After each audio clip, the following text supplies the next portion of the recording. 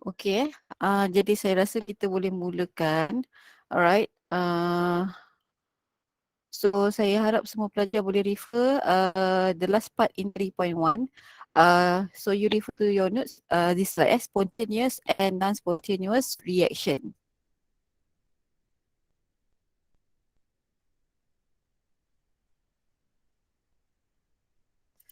Okay, so last class malam tadi we have already learn apa ni?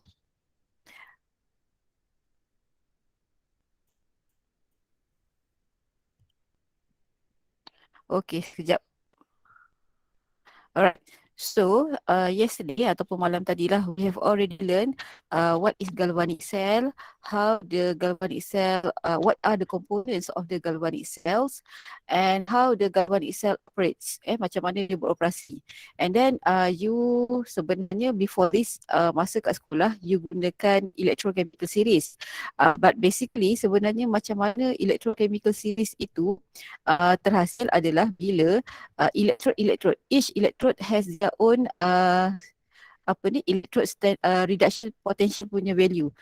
Standard reduction potential value where each electrode paired with standard hydrogen electrode, dipasangkan dengan standard hydrogen electrode, and then dia run sel tersebut at standard condition, dan SHE tu, standard hydrogen electrode tu boleh jadi anode or cathode. So that's why bila kita ataupun saintis pairkan, pasangkan setiap electrode itu dengan SHE, dia akan dapat nilai standard reduction potential masing-masing bagi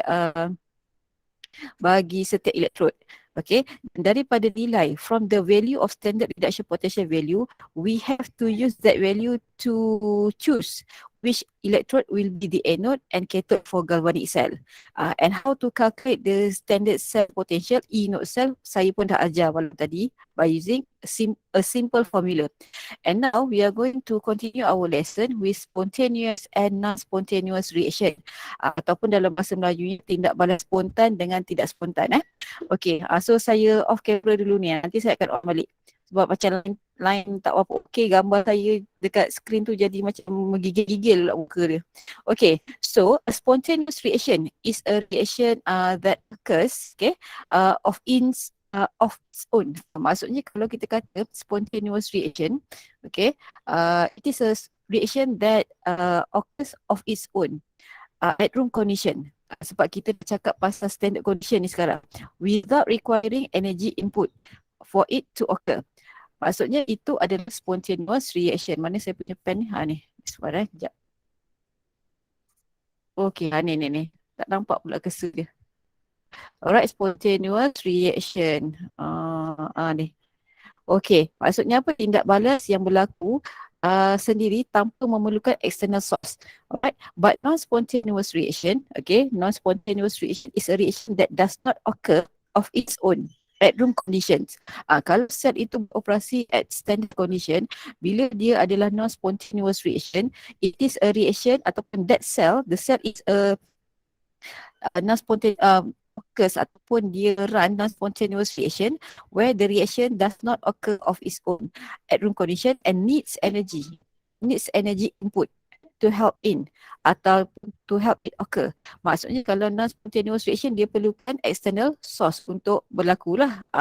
Okay, so now how we are going to use the standard cell potential E node cell ini. Malam tadi saya dah sebut E node cell ini kita sebut dia sebagai standard cell, okay, apa ni, potential ataupun electromotive force lah. Okay, so if the cell is spontaneous cell reaction, the value of E node cell, okay, will be greater than 0. Kalau dia adalah spontaneous cell reaction, nilai E node cell, standard cell potential tu adalah positive value ataupun greater than 0. Right? If it is non-spontaneous cell reaction, from the calculation, you will notice that the standard cell potential E node cell value is negative or it is less than 0. Okay? Alright. So, if the reaction has reached the equilibrium, kalau sel itu sudah mencapai keseimbangan, okay, the E node cell value is equals to 0. Ketika ini kita katakan sel itu adalah dead battery lah. Dia dah mencapai keseimbangan. Okay. So, nak tentukan spontaneous reaction or non-spontaneous reaction, we have to refer to the standard cell potential. Kita kena kira dulu inert cell. Alright? Okay. Jadi, sekejap. Si Razi baru masuk ni. Dah boleh masuk belum Razi ni? Sebab kalau saya tak ni, dia tak boleh masuk. Saya dah start kan? Okay. Alright. Okay. Jadi sekarang, you may refer to your notes. Mana ni? Okay, you may refer to your notes for to go through the example. Okay, you boleh tengok you punya nota tu untuk go through contoh-contoh lah. Sebab untuk yang ini dia dah simple apa ni calculation je. But kalau you tengok pada slide ni, saya tunjuk je lah bukan nak bincangkan. Maksudnya kalau kita nak tentukan spontaneous or non-spontaneous reaction, okay, we have to refer to dia punya nilai inert cell. Contoh kalau dekat sini, for example lah kan, dia kata calculate the standard cell potential for the following reaction. Dia dah bagi overall cell equation, dia bagi nilai standard electrode standard potential ni, standard electrode potential bagi zinc and copper is the reaction spontaneous. Jadi sekarang kita tahu nak kira inert cell, kita kena gunakan inert cell equals to cathode minus inert anode. So kalau you tengok kat sini, maksudnya you kena ada kemahiran untuk menentukan anode and cathode based on standard reduction potential value for each electrode. Barulah you boleh kira inert cell. Bila dapat inert cell greater than 0 or less than 0, baru you buat conclusion whether the reaction is spontaneous or non-spontaneous reaction. Okay, so saya harap pelajar boleh go through the example. Alright, okay, so now habis untuk 3.1. I will continue with 3.2. Okay, 3.2 ni sikit je, but it is kesinambungan. It is continuous daripada 3.1. Alright. Okay, so these are the learning outcomes for 3.2. Apa dia yang kita nak pelajari? Nernst equation. Ejaan Nernst tu mesti betul sebab ni nama orang. Okay, so students should be able to write the Nernst equation for a given galvanic cell, explain the factors that affect the cell potential, use the Nernst equation to determine the cell potential. Kat sini maksudnya E cell, bukan inert cell, E cell, the concentration or partial pressure of the species, ada perkiraan and then the equilibrium constant K, right, when the cell E cell equals to 0. Okay, so soalan maksudnya untuk Nernst equation ni derivation terbitan. Macam mana kita nak terbitkan equation tu tak perlu. And from the Nernst equation punya content, students should be able to predict the spontaneity of a cell reaction. Okay, so we are going to continue with this topic. Alright, so Nernst equation, okay, Nernst equation can be used to calculate the E cell. To calculate the E cell, not E not cell, E cell for any chosen concentration. Okay, if the cell is run at non-standard condition, kalau sel itu beroperasi pada bukan standard condition. Okay, saya nak tanya sebab saya dah ajar malam tadi kan. Bila kita sebut standard condition, what are the condition? Ataupun apakah dia punya condition yang kita katakan sel itu berada pada standard condition? In terms of temperature mesti berapa? Any response? 298 Kelvin or 25 degrees Celsius. Okay. Ada other than that, apa lagi selain temperature? The concentration of the electrolyte ataupun solution berapa molar? Must be how many molar? 1 mol. 1 molar. And kalau dia melibatkan gas, the pressure must be 1 atm. 1 atm and the electrodes must be in a pure substance lah. Maksudnya electrode tu kalau kita gunakan copper for example, electrode copper tu mesti dalam bentuk solid. Okay, jadi itu kalau sel itu beroperasi pada standard condition, dia mesti memenuhi semua kriteria itu. But if the cell runs at non-standard condition, kalau sel itu beroperasi pada bukan standard condition, dia tidak menepati mana-mana, maksudnya salah satu condition yang kita sebutkan tadi, maka macam mana kita nak tahu dia punya cell potential? So since dia beroperasi pada non-standard condition, kita tak boleh kira inert cell. Kita akan kira E cell for any chosen concentration. So basically, this is the Nernst equation. Secara asasnya, yang asal, this is the Nernst equation where E cell equals to E not cell minus RT over NF ln, jangan takut dengan ln tu, ln the concentration of product power of X divided by the concentration of reactant power of Y. Okey. Jangan risau. Kita tengok yang ni dulu. Okey, R itu apa? R itu adalah gas constant. T ni adalah absolute temperature which is must be in Kelvin. N ini adalah number of moles of electron transferred between oxidizing agent and reducing agent, and F tu adalah Faraday constant. Tetapi, okay, kita boleh guna yang bawah ni. Basically, kita akan guna yang bawah ni lah, yang saya tanda ke star ni. So yang asas dia yang atas ni, okay, tetapi bila kita jadikan dia log, okay, sebab tadi saya dah tunjuk derivation tak perlu, kita terus je guna. So, first equation juga adalah E cell equals to E naught cell minus 0.0257 over N times 2.303 log concentration of product power of X divided by concentration of reactant power of Y. So basically log ini adalah sebutan bagi Q. Kita dah belajar Q ni masa cerita 6 yang lepas. Okay, ada terms for Q tu kita dah belajar masa semester lepas. Cuma pelajar kena tunjukkan dekat sini Q tu apa. Alright, okay.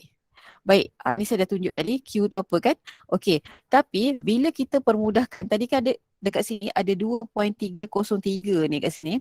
Okay, jadi sekarang bila kita dah permudahkan, kita boleh guna yang atas ni. Lagi mudah.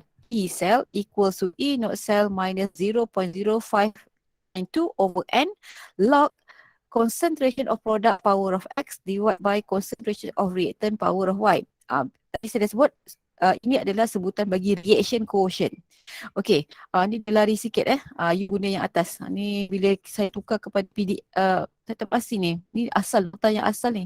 Bila jadi PowerPoint dia lari. Okay, apa itu N? N ini adalah number of electrons transferred. Transferred. Okay, between oxidizing agent, okay, agent and reducing agent. Maksudnya berapa elektron remove from anode, berapa elektron accept at the cathode. Itu konsep dia. So nilai N itu mesti kita equalize terlebih dahulu lah.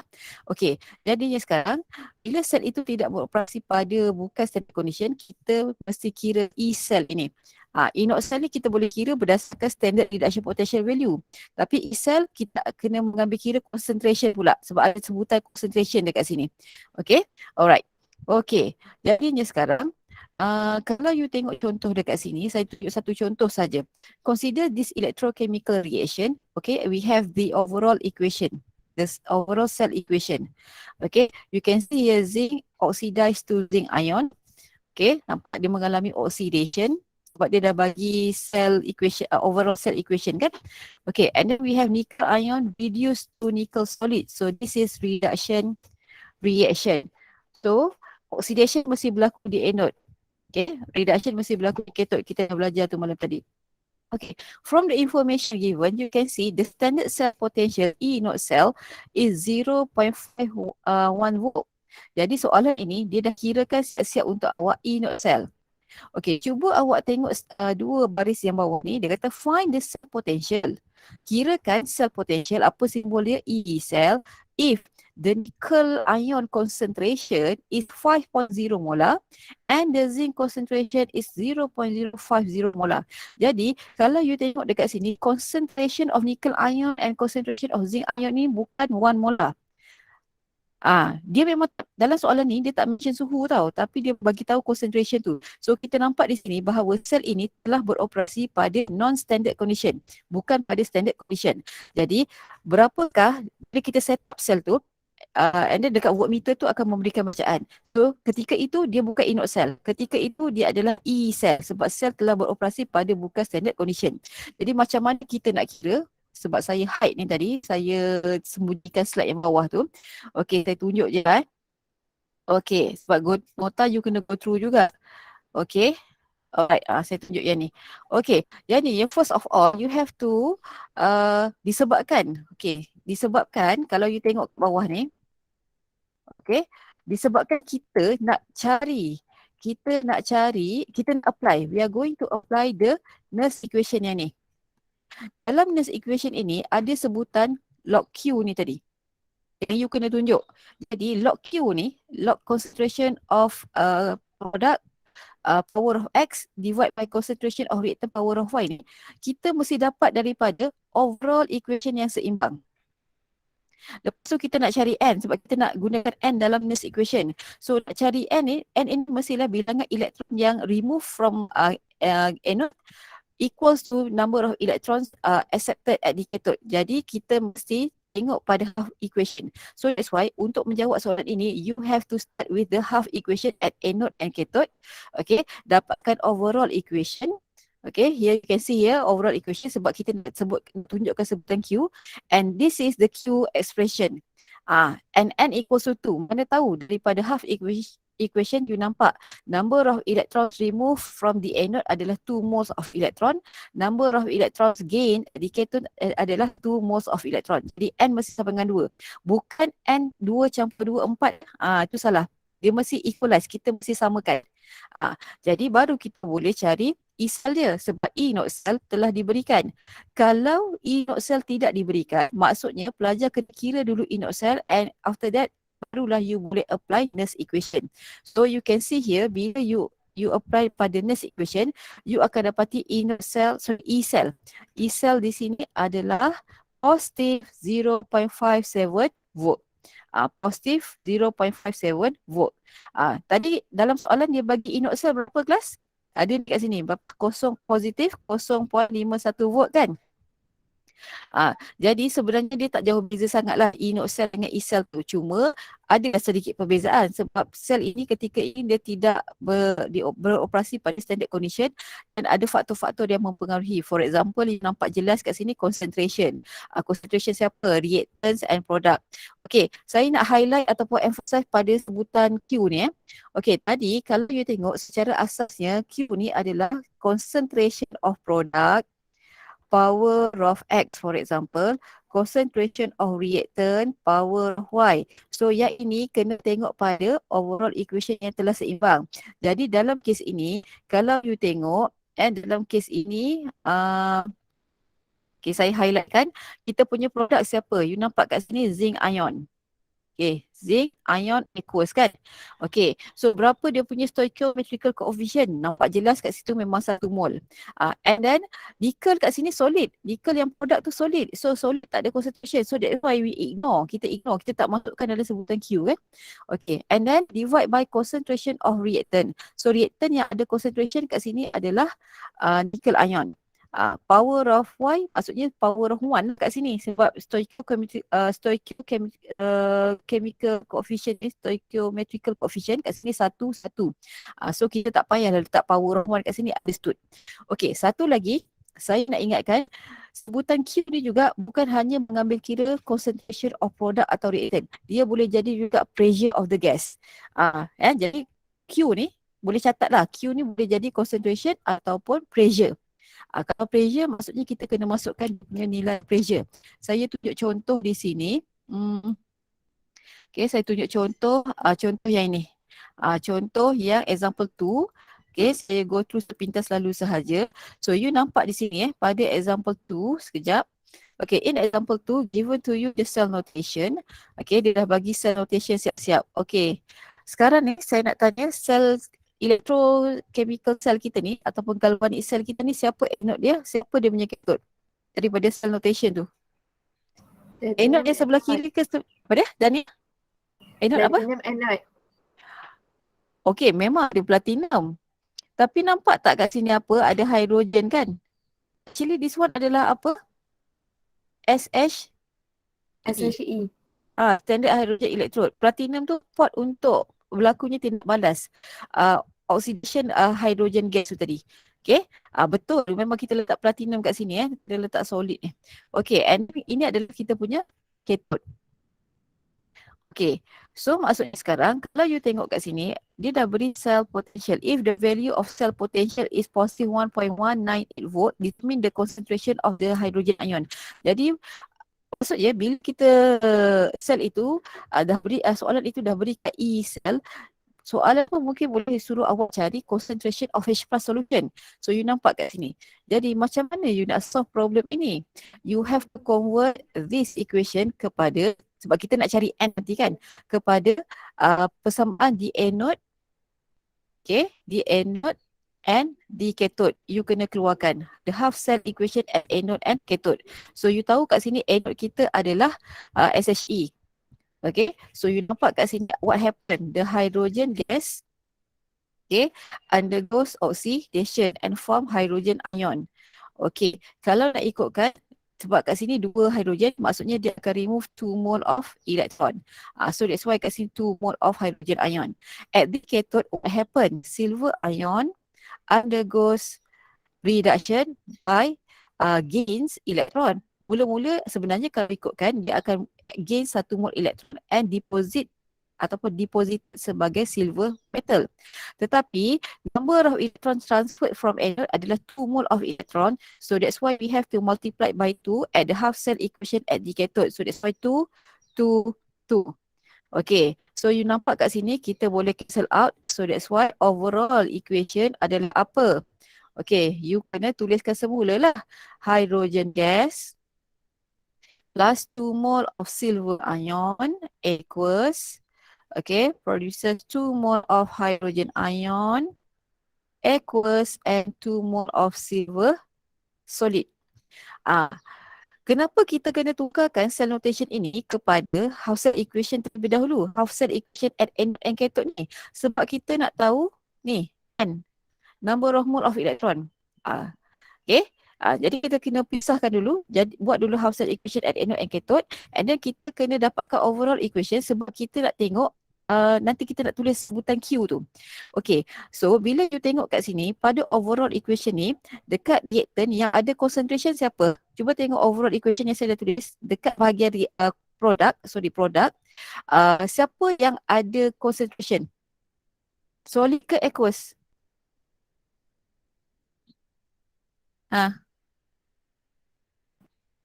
Hello? Solid. Solid ada concentration? Ya betul. Aqueous. Hydrogen ion kan? Solid tak ada concentration ya. Okay, jadi untuk kita apply Nernst equation tu nanti, kita hanya ambil kira concentration of silver ion, hydrogen ion kita akan power of 2 kan nanti. But untuk sebutan terms concentration of reactant, kita tengok bahagian reactant. Okay, yang ada concentration kat sini adalah silver ion. Sebab dia aqueous kan, larutan berair kan dia ada concentration. Tapi jangan lupa hydrogen gas ni, kita dah belajar dulu masa chapter 6, sem 1 kalau ingat lagi lah. Sebutan Q tu kan mengambil kira concentration and gas punya pressure. Jadi kita kena ambil kira dua-dua ni. Okay, so bila you tengok solution dia, you nampak tak solution dia dekat sini? Okay, saya pergi kepada Nernst equation dulu kan. Ini nampak tak ni? Okay. Tolong kenapa dia masukkan yang ni Sorry. Ini saya ambil memang yang terkini ni. Okay, betul kata awak concentration of hydrogen ion divide by, ini kan hydrogen ion, divide by concentration of silver ion power of 2 times. Ini saya dah masukkan. Ini ni.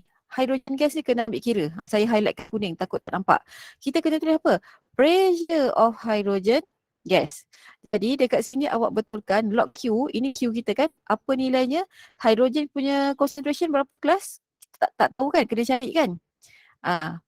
Hydrogen ion concentration divide by silver ion punya concentration dalam soalan adalah 1 molar Tolong respon, saya tak boleh nak tengok slide tu. Berapa? Dalam soalan, berapa concentration silver ion? 1.0 molar. 1.0 molar. The gas pressure, hydrogen gas dekat cell notation tu ada. Hydrogen gas berapa atm? 1 atm. 1 atm. So kita kena masukkan 1 atm. Maksudnya dekat sini, ini adalah dia punya pressure. 1 atm kan? Ini adalah molar. Cuma unit tak payah masukkan. Jadi bila you selesaikan, you akan dapati the concentration of hydrogen ion dekat sini. Alright? Okay. Jadi tolong betulkan dalam nota awak tu yang ini kena ambil kira pressure of the gas juga. So kalau you tak masukkan dalam sebutan Q tu, hilang markah kurang markah. Tolong. Saya dah bagi tahu. Okay, alright. So settle dengan Nernst equation yang macam mana kita nak kira. Maksudnya kita nak kira E cell ke, kita nak kira concentration ke. And sometimes soalan mungkin suruh kira pH jugalah, sebab kalau dia melibatkan H+, dia ada pH. So kena guna jugalah knowledge daripada previous semester 1. Okay, so now, okay, kalau at equilibrium, okay, when the system or when the cell reach the equilibrium, no net reaction occur. So at this state, okay, at equilibrium ni, the Q is equals to K. Q ni kan adalah sebelum sistem tu ataupun sel itu reach the equilibrium. K ni selepas dia reach equilibrium. Ini at equilibrium lah. At equilibrium. Okay, so ketika ini the E cell value is equals to 0 at equilibrium. So bila kita masukkan dalam Nernst equation ini, okay, ketika ini log Q akan jadi log K. And since E cell equals to 0, therefore at the end, bila kita masukkan dalam Nernst equation, dekat sini bukan log Q, dia dah jadi log K sebab apa? Ni dah sebut dah tersebut dalam nota awak. Okay, at equilibrium Q equals to K. Jadi sebab tu dekat sini dia tulis log K. So what happened?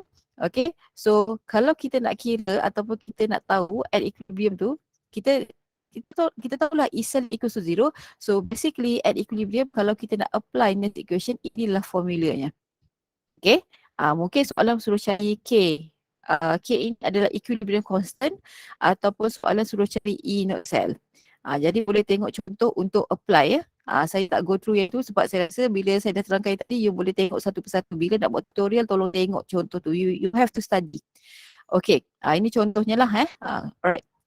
Okay, so now how we are going to predict spontaneity of cell reaction if the cell runs at non-standard condition. Tadi kita belajar kalau cell itu at standard condition, kita nak tentukan spontaneity dia. Spontaneous or non-spontaneous, kita tengok E not cell. But if the cell runs at non-standard condition, okay, to predict the spontaneity, to predict whether the cell is spontaneous or not spontaneous, we have to use the E cell value. Okay, so kita kira E cell dulu. So the reaction is at equilibrium when E cell equals to 0, maksudnya system is at equilibrium. So if the E cell is positive or greater than 0, the cell is spontaneous. And if the E cell is negative or less than 0, the cell is non-spontaneous reaction. The reaction that occur in the cell is non-spontaneous reaction. Maksudnya kalau E cell tu negatif, maksudnya dia perlukan external source lah untuk sel itu beroperasi. Jadi maksudnya sekarang konsepnya sama. Nak tentukan spontaneity, tengok E cell. Cuma nak kira E cell ni kena gunakan apa? Nernst equation. Nernst equation. Okay. Jadi boleh go through contoh lah. Contoh yang telah saya beri, yang ada dalam nota awak tu. So nanti kita akan lebih fokus pada example bila kita discuss tutorial lah. Alright. Okay. So ada soalan tentang 3.2? Is there any question? Ada nak tanya? Jadi nampak kalau faham 3.1 yang mana tadi tu, bukanlah memanglah bila lecture tu not 100% you faham. Kalau you tak go through semula, you akan ada masalah besar di 3.1, 3.2 and 3.3. Okay, so kalau senyap tu maksudnya tak ada masalah lah kan. So we will continue with 3.3. Okay. So buka awak punya nota 3.3 where we are going to continue with electrolytic cell. Okay, 3.3 ni adalah electrolysis sebenarnya. Okay, you tengok pada learning outcomes ni actually agak banyak yang pelajar perlu tahu from lecture. From lecture yang ini. Tapi sebenarnya dalam tutorial tu nanti kita akan apply dia punya calculation pula. Dalam tutorial kita akan apply calculation untuk electrolytic cell iaitu part G ni. We are going to apply Faraday's law in calculation. Tapi nak apply nak buat pengiraan kena mahir dan faham dulu learning outcome A sampai F. Okay, so this subtopic adalah electrolytic cell. Alright, so first of all, okay, you tengok pada you punya lecture notes. Okay, bila kita sebut electrolytic cell, okay, mesti berkait dengan electrolysis. So what is electrolytic cell or electrolysis ataupun electrolysis lah. Saya nak cakap pasal electrolysis dulu. It is a chemical process that uses chemical process because in the cell, apa yang berlaku? A chemical reaction. Okay, that uses electricity, maksudnya requires electricity or external source for a non-spontaneous reaction. Nampak? Sebab itu kita kena belajar tadi predicting spontaneous or non-spontaneous. For a non-spontaneous redox reaction to occur. Tanpa external source, maksudnya electrolytic cell itu tidak boleh beroperasi ataupun elektrolisis tak boleh berlaku. Alright, dan sedikit info lah saja je, additional knowledge. Lysis ni, daripada perkataan lysis ni ataupun lysis tu dia datang daripada Greek word which is means to break up. Kita nak pisahkan. Alright, itu tak penting lah. Yang penting elektrolisis tu kena faham. Okay, next. Okay, what we are going to learn is what is electrolytic cell. Okay, so an electrolytic cell is an electrochemical cell. Electrochemical cells that undergoes a redox reaction when the electrical energy is applied. Okay, and this cell consists of two electrodes. Masih lagi ada two electrodes, anode and cathode, where these electrodes are immersed in an electrolyte. Okay, and connected to a source of direct current. Jadi sekarang ni, you nampak kat sini, electrolytic cell needs or requires electrical energy in order to make sure that the redox reaction can occur, boleh berlaku. Okay, bila redox tu maksudnya oxidation and reduction. So basically there are two electrodes, anode and cathode, and both electrodes must be immersed in the electrolyte dan mesti disambungkan through wire to a source of direct current. Okay. Alright, jadi kalau you refer to your lecture notes, there is 2D electrolytic cell diagram. Okay. Okay. You nampak di sini, yang penting anode is a positive terminal, cathode is a negative terminal. Alright. Okay, saya start dengan bateri dululah. Kalau you tengok kat sini, direct current is passed through the electrolyte from the external source. Okay, so kat sini contohnya direct current tu adalah bateri. The battery is the source of the direct current and forces electrons to flow from the anode to the cathode. Tanpa bateri ataupun external source ni, electrons tu nanti tak boleh flow lah from anode to cathode. Okay, the electrodes, what are the electrodes that can be used in electrolytic cell? Electrodes are conductors, kita dah belajar malam tadi, upon which oxidation and reduction occurs. Okay, so types of electrode yang kita boleh gunakan untuk electrolytic cell ni masih lagi boleh jadi active electrodes or inactive electrode. Okay, kita boleh guna inert electrodes ataupun inactive electrode. Alright, okay, but in terms of the terminal, okay, the sign of the terminal, okay, kalau you tengok dekat sini, unlike voltaic cell ataupun tak seperti galvanic cell, alright, the anode is positive terminal. You tengok kat sini. In electrolytic cell, anode is positive terminal, okay, ataupun positive electrode, and the cathode is the negative electrode or negative terminal. Okay, why? Because they are connected. They are connected to the positive and negative terminal of the battery ataupun the direct current respectively. Jadi kalau kita tengok kat sini, anode ni positif sebab dia bersambung dengan positif terminal pada bateri itulah. Dan cathode ni nanti dia akan bersambung dulu pada negative emitter dan juga pada kat sini adalah negatif. Okay, maksudnya positif, negatif, positif, negatif. Dia akan bersambung dengan emitter tu nanti. Okay. Baik. Boleh tak bagi tahu saya apa fungsi emitter kat situ? Aku belajar fizik. Apa fungsi emitter? Mengukur arus. Yes, to measure the arus ataupun current. Betul tak? Kan? Kalau tadi voltage tu adalah voltmeter kalau kita nak measure kan. Okay. Jadi sekarang tengok pada anode and cathode kita tu must be immersed in the electrolyte. Electrolyte kita ni pula, yang ni abaikan dulu. Ni abaikan dulu. Tapi yang penting di anode berlakunya oxidation. Okay. Di cathode berlakunya reduction. Yang equation tu biarkan dulu. Okay. Jadi kalau you tengok kat sini, electrolyte kita ni mesti mengandungi cations and anion. So this one is an ion. Okay, an ion. M plus ini adalah sebagai contoh umum saja cation. Jadi, basically in electrolytic cell, an ion will be attracted to the anode to be discharged. An ion bercharge negatif daripada electrolyte akan tertarik ke anode which is positive terminal untuk dinyahcaskan ataupun to undergo oxidation.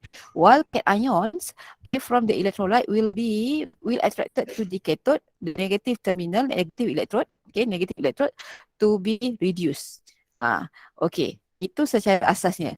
Kalau tak ada bateri, memang tak boleh beroperasi lah sel ni sebab dia memang adalah dia drive non-spontaneous reaction. Okay, so now the differences between electrolytic cell and voltaic cell or galvanic cell. Okay, yang pertama sekali secara umumnya yang you nampak, voltaic cell use a spontaneous reaction to generate electrical energy, but electrolytic cell uses electrical energy to drive non-spontaneous reaction. Okay, in voltaic cell or in galvanic cell, electrons generated at the anode. Elektron akan dihasilkan di anode. So that's why anode is a negative terminal. Okay. But in the electrolytic cell, nanti bila kita belajar dengan detail, electrons will be removed from the anode. And since anode kita tu connected dengan positive terminal pada bateri ataupun pada external source, so dia akan jadi positive terminal lah. Okay, and then in voltaic cell or galvanic cell, electrons consume at cathode. Elektron ni, dia flow through wire akan diterima di cathode. So that's why cathode kita adalah positive terminal untuk voltaic cell or galvanic cell, but in electrolytic cell, electron supplied to the cathode. Okay, jadi dan disebabkan cathode kita ni dalam electrolytic cell connected dengan negative terminal pada direct current, maka dia akan jadi negative terminal lah cathode tu. Tapi electron supplied to the cathode. Okay, in terms of electron flow, masih lagi electrons flow from anode to cathode. Cuma yang bezanya adalah dia punya sign of the electrode. Anode adalah negative terminal ataupun negative electrode untuk voltaic cell, cathode dia positif, but vice versa untuk electrolytic cell. Itu perbezaan yang pelajar mesti tahulah. Okay, kalau tak faham yang itu nanti tersalah masa kita nak menyelesaikan masalah yang melibatkan electrolytic and galvanic cell. Okay, in terms of source of direct current, battery is often used. Okay, biasanya bateri lah yang digunakan sebagai source of direct current, and the direct current forces electrons to flow from the anode to the cathode. Ini kena hati-hati. Anode tu positive and cathode is negative. Alright, electrodes. So in electrolytic cell, okay, dalam electrolytic cell, electrodes, okay, act as circuit connector. Okay, dia berfungsi sebagai hubung litar. And also as sites for the precipitation of insoluble product. Maksudnya dia juga satu tempat, satu pot, satu kawasan untuk precipitation. Maksudnya kalau contoh, mungkin you pernah dengar masa kat sekolah, copper solid deposited. Copper solid tu nak terenap di mana? Dia akan terenap di electrode lah. Sama ada di cathode ataupun di anode. Itu maksud point number 2 tu. And then inert or inactive electrodes, for example, such as platinum or graphite, are often used in electrolytic cell since they do not react with the electrolyte. Okay, nanti bila masuk kat sini baru kita nampak beza in electrode dengan active electrode. Okay, alright. So now the electrolyte that can be used in the electrolytic cell. Okay, the electrolyte. Okay, what is electrolyte? Electrolyte is a liquid that conducts electricity due to the presence of positive and negative ion. So electrolyte kita ni mesti mengandungi cation ions and an ion. Dia mesti mengandungi cation ion, okay, and an ion. Okay, dia masih ada mobile ion tu lah, positive and negative ion. Okay, kita nak guna electrolyte yang macam mana? Must be in molten state. Molten ni saya dah sebut malam tadi, leburan. Okay, or aqueous solution because so that the ions can move freely. Ada mobile ions tadi tu. Okay, for example, okay, you can see here we have sodium chloride liquid. Sodium chloride liquid ni maksudnya apa? Molten sodium chloride. Okay, molten sodium chloride. But this one adalah aqueous solution. Ni sebab aqueous. Jadi ini adalah aqueous solution. Tapi sodium chloride.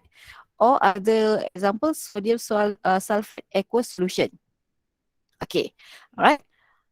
Jadi sekarang kita tengok how this cell, the electrolytic cells operates. Okay.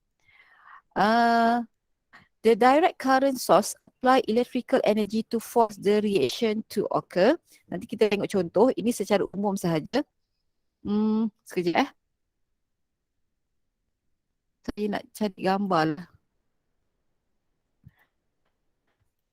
Tak ada pula gambar rajah. Okey, saya guna yang ini je.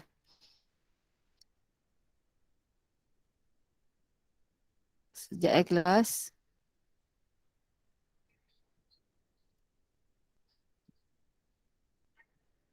Oh, ni dah electrolysis of water, tak nak. Tak apalah, saya ambil gambar yang ini secara umum. Saya gunakan contoh yang ini saja. Sekejap. Okey. Okey.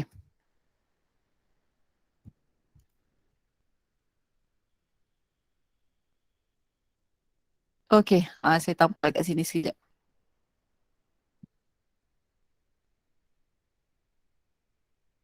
Mana pula dia pergi? Okey, barulah senang sikit. Okey, jadi sekarang kalau you tengok kat sini, we have battery as a source of direct current. So direct current ini dia akan force the reaction to occur. Jadi dia akan force elektron untuk flow from anode to cathode tu nanti, where dalam kita punya electrolyte, contoh kat sini molten sodium chloride ni, it contains apa? We have sodium ion and chloride ion. So dalam kita punya molten sodium chloride electrolyte kat sini, dia ada sodium ion and chloride ion. But since anode kita ni adalah positive terminal, okay, ataupun positive electrode, cathode adalah negative electrode untuk electrolytic cell, what happen? The anode ni dia akan attracts, dia akan tarik anions pergi ke anode. And sodium ion will be attracted to the cathode. So you nampak kat sini, negative ions attracted to the anode, and what happen? Lose electron. Oxidation reaction will occur. So bila oxidation reaction occur, saya tulis je lah dulu kat sini. So, what happen? Chloride ion liquid, sebab dia ni molten, dia akan remove electron. So dia akan jadi gas. Jadi kat sini nanti adalah 2 electron lah, 2 mole of electron, sini 2. Jadi electron nampak ni is removed from the anode dan dia akan flow to the cathode. Electrons travel through the wire from anode to cathode, which is the negative terminal. Jadi apa yang berlaku? Positive ions pada cathode ni tadi positive ion, sodium ion kita ni, dia akan attracted to the cathode. Ni saya sebut kan. So apa yang berlaku? Dia akan accept, the electron will be consumed at the cathode ni tadi. Dia akan mengalami reduction. Proses reduction akan berlaku di cathode. So what happens sekarang? Kalau saya nak tunjuk equationnya, what happen? Sodium ion liquid, sebab dia molten, accept electron and form sodium solid in molten state. Nampak tak? Dia accept electron daripada sini tadi. Tapi nanti bila kita nak buat overall equation, we have to equalize the number of electrons. So apa yang berlaku pada ion-ion ni tadi? Ions are said to be discharged at the electrodes. Ion-ion tadi telah mengalami nyah-cas. Discharge tu maksudnya nyah-cas at each electrode. Maksudnya dalam contoh ini, chloride ion undergoes oxidation, sodium ion undergoes reduction. Okay, itu secara asasnya. Alright, okay.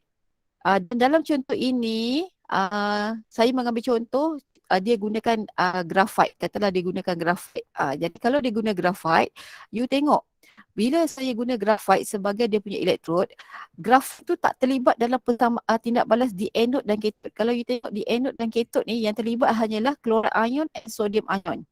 Tak ada pun graphite kat situ kan, sebab dia adalah inert electrodes. Okay, alright. Next, factors affecting the products of electrolysis. Okay, macam mana kita nak predict the product form from the electrolysis? So there are 3 factors that affect the product form. Okay, yang pertama adalah the value of standard reduction ataupun the standard electrode potential of the cell, of the species. Contohnya apa? Nilai E not anode, nilai E not cathode bagi setiap species yang kita belajar malam tadi tu. Okay, alright. The more negative ke, the more positive ke apa?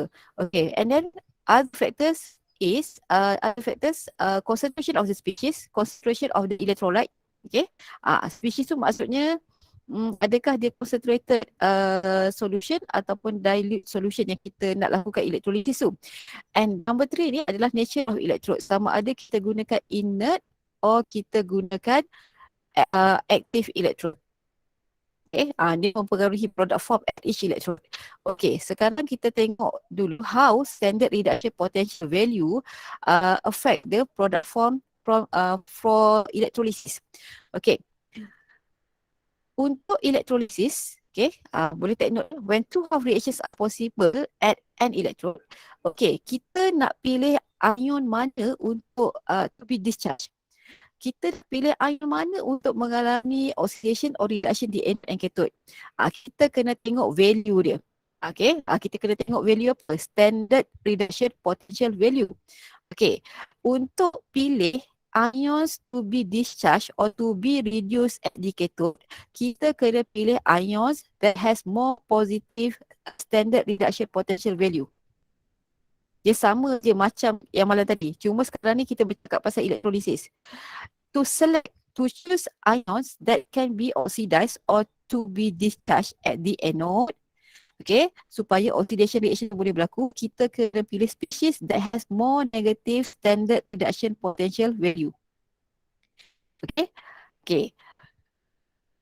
Jadi sebenarnya ini pernah jumpa tak electrochemical series ni? Pernah jumpa tak masa kat sekolah? Pernah. Jadi sebenarnya sebelum awak belajar yang ini, sebenarnya inilah bendanya, standard reduction potential value table ni. Tapi masa kat sekolah you tak gunakan table tu. Dia permudahkan dengan menjadikan electrochemical series. Cuma bezanya nanti dekat sini ada water. Saya akan terangkanlah bila kita belajar pasal water. Jadi kalau you tengok kat sini, kenapa ke bawah the tendency of ion to be discharged increases. Maksudnya, kenapa kita tak pilih potassium ion, calcium ion, sodium ion untuk dinyacaskan ataupun to be discharged at the cation ni positif kan. So at the cathode. Sebab cation dia akan tertarik ke cathode. Betul atau tidak? Sebab elektrolitik, cation, ion bercharge positif tertarik ke cathode. Betul atau tidak? Betul, medium. Betul kan? Kenapa kita tak pilih ion-ion dekat atas ni? Okey. Kalau tengok, saya besarkan sikit contoh Tadi kita belajar nak pilih ion to be discharged at the cathode. Tengok sini saya patah balik. Nak pilih ion yang mengalami reduction dekat cathode, kita kena pilih yang more positif. Tapi dulu you hanya guna je electrochemical series tu kan. Tapi ni saya besarkan sikit. Kalau kita tengok potassium ion, calcium ion, sodium ion ni dekat bahagian bawah sekali. Nilai dia dah memang negatif. Ni contohnya lah. Lithium ion, potassium ion, barium ion, magnesium ion, sodium ion, nilai dia sangat negatif. Tapi bila kita tengok yang copper ion, silver ion ni, dia lagi atas. Dekat standard reduction potential tu lagi atas. Sebab apa? Nilai dia positif. Contoh kat sini, copper ion, copper ion positif 0.34. You boleh cari juga silver ion. Mana silver ion? Kenapa tu? Ada tertekan ke apa? Nabil fikir kenapa? Kenapa Nabil? Tertekan madam. Tertekan. Okey. Ingatkan nak tanya soalan. Okey. Contoh apa lagi? Zinc. Zinc negatif 0.76. Contoh negatif 0.76 dekat sini. Ni. Jadi kalau kita compare antara zinc, copper, siapa yang lagi mudah untuk kita pilih to be discharged at the anode? Mestilah kita pilih yang more positif. Jadi sebenarnya apa yang kita gunakan masa kat sekolah tu memang datang daripada table ni. Cuma dipermudahkan untuk awak. So saya tak kata electrochemical series yang you belajar kat sekolah tu tak boleh digunakan. Masih boleh. Cuma dia datang daripada table ni. Sebenarnya setiap satu ni ada nilai. Nanti dalam tutor kita akan tengoklah nilai-nilai ni saya boleh letak kat sini Okey, cuma mungkin ada tambahan dekat sini water lah. Water tu saya nak cerita lepas ni. Okey, so now kita tengok dulu ada 850 dekat ni. Electrolysis of molten salt. Okey, molten salt maksudnya leburan. So kalau dia molten salt, if we use molten salt as an electrolyte, kalau kita gunakan molten salt tu sebagai electrolyte, it only contains cation and anion saja. Dia hanya mengandungi cation and anion. Dia tak ada mengandungi water. Kenapa saya sebut water kat sini? Nanti kita akan belajar tahu. So maksudnya sekarang kalau molten salt punya electrolysis tak ada masalah. You terus je pilih cation will be reduced at the cathode and ion will be oxidized at the anode. And electrolysis of molten salt requires high temperature. Dia berlaku pada suhu yang sangat tinggi. Okay, for example here, let's say I have molten sodium chloride. Okay, kalau saya ajar belajar, biasanya saya suruh buat analisis dulu. Okay, apa electrolyte yang kita nak gunakan? Molten sodium chloride kan. So dalam molten sodium chloride, it contains sodium ion, okay, and chloride ion. Tak ada water, tak ada, dia bukan aqueous solution. So yang ada hanyalah sodium ion, phase dia apa? Liquid. Chloride ion, liquid. Jadi since there are these ions present in the molten salt, jadi anode ni, disebabkan anode kita ni adalah positive terminal, dia akan attract negative ion daripada kita punya molten salt. Siapa dia? Chloride ion. So chloride ion undergoes oxidation where chloride ion will remove 2 mole of electrons and produces chlorine gas. Jadi product form at the anode adalah chlorine gas. Okay, but since cathode is the negative terminal, so at the cathode apa yang berlaku adalah reduction. So cathode ni, ion yang akan tertarik ke cathode ni adalah cations. Okay, iaitu ion sodium yang dalam keadaan liquid phase. Okay, so what happened? Tadi 2 mole of electron is removed from the anode. So 2 mole of electron itu dia akan flow through wire and will be consumed ataupun diterima di cathode. Nampak? 2 mole of electron diterima di cathode. Jadi sodium ion liquid undergoes reduction and produce sodium metal, tapi ketika ini dia adalah liquid phase sebab ketika itu suhu sangat tinggi. So if the question asks you to predict the product form from this electrolysis, apa dia? At the cathode, it produce sodium metal. Sodium metal deposited. Kenapa dia liquid? Sebab ketika ini adalah very at high temperature. And what is the product form at the anode? Chlorine gas evolve. So kalau dari segi observation, kita akan nampak bubble gas lah yang akan release ataupun evolve di anode. Jadi nampak, kalau molten salt dia tak ada masalah, dia very simple. Kita pilih yang tu je. Okay, so ini adalah industrial punya electrolysis untuk molten sodium chloride, dan secara industri dia dikenali dengan nama down cell. Inilah yang industri yang ini. Okay, ini yang dalam makmal, yang B tu dalam makmal. Okay. So now, ini boleh buat sendiri. Saya nak pergi introduce satu lagi, electrolysis of water. Okay, in electrolysis of water, alright. Okay, sekarang ni, dulu seingat saya lah masa sekolah, saya rasa awak pun sama kot. Bila kita belajar, contoh saya ada HCl aqueous. Kita nak buat electrolysis hydrochloric acid.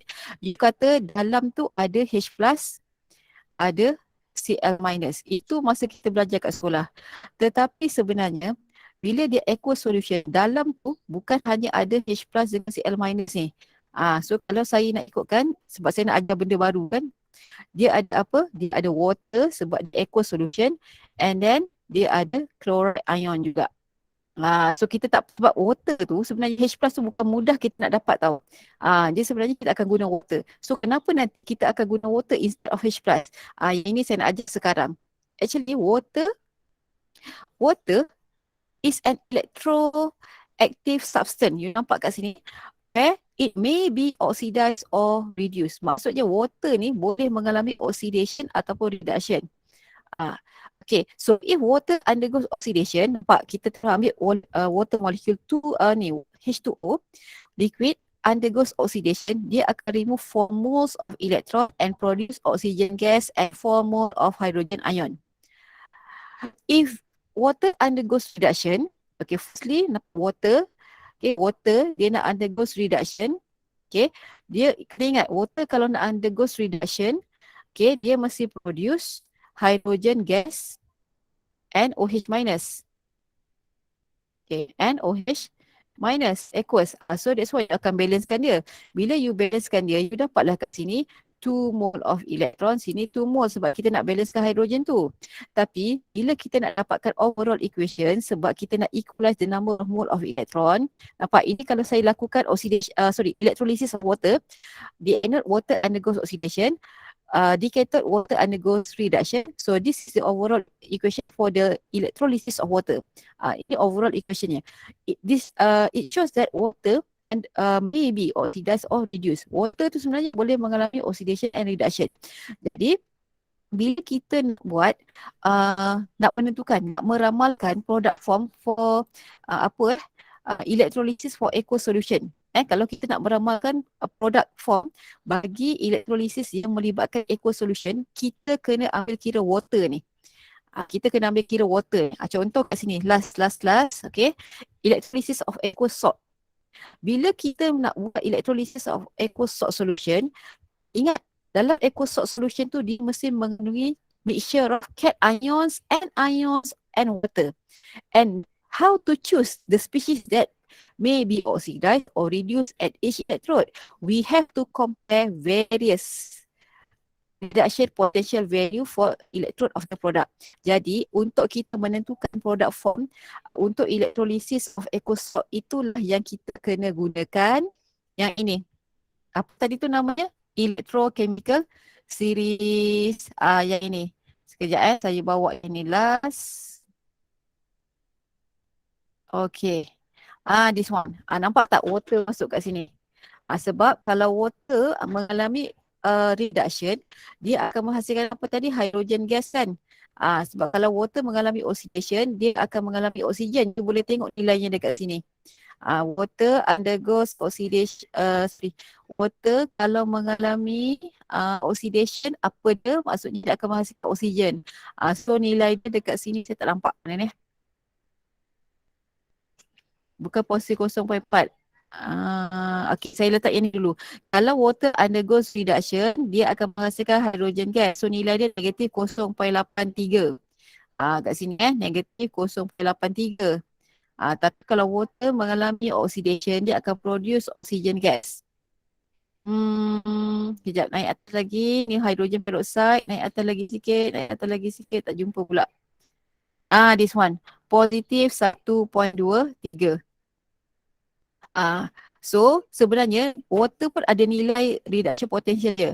Jadi nanti saya tak boleh nak teruskan sebab tak cukup masa. Nanti naik cuti kita akan sambung dengan cepatlah electrolysis of aqueous salt solution. Tolong baca dulu, nanti saya bagi video, boleh tengok dulu boleh kelas?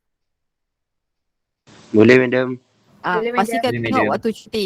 Sebab nanti bila naik cuti jangan tumanya tenganga-nganga. Saya bagi video yang bukan saya rakam lah. Maksudnya ada yang group yang buat. Nanti saya bagi, you go through dulu supaya mudah tak buat tutorial. Okay, itu sahaja untuk kelas hari ini. Nanti saya send attendance, tolong isi. Okay kelas, thank you. Thank you madam. Alright. Okay. Thank you, madam. Thank you, madam. Okay. Alright.